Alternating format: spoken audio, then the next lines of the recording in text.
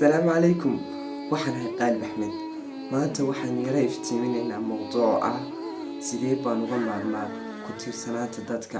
waxaad arkaysaa badanaa dad meelaha social media hadday noqoto WhatsApp, Facebook soo dhigay hebel waa farxadaydii la'aanteed ma guulaysan karo, la'aanteed wax ma qaban karo.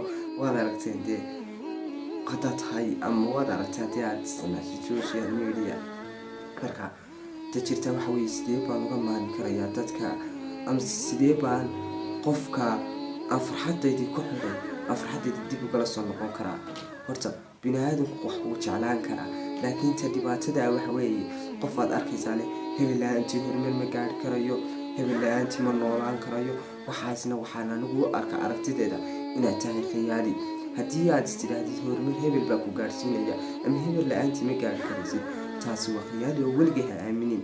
waayo ha kuna riyoonin inaad horumar gaadho maadaama aanay waxaan adiga kaa soo geyn ama ay yihiin wax qof kale ka soo go'ay.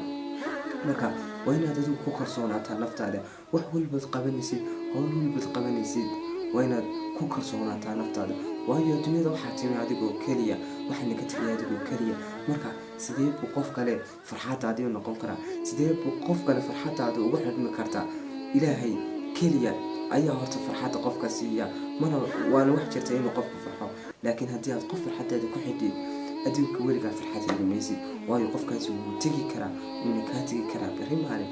marka anigu dardaarankaygu wuxuu yahay, anigoo waqti gaaban haysanaa, inaad noloshaada horumar isgaadhsiisid, horumarkaagana aanad cid kale ku xidhin, aad dib iska xidhid.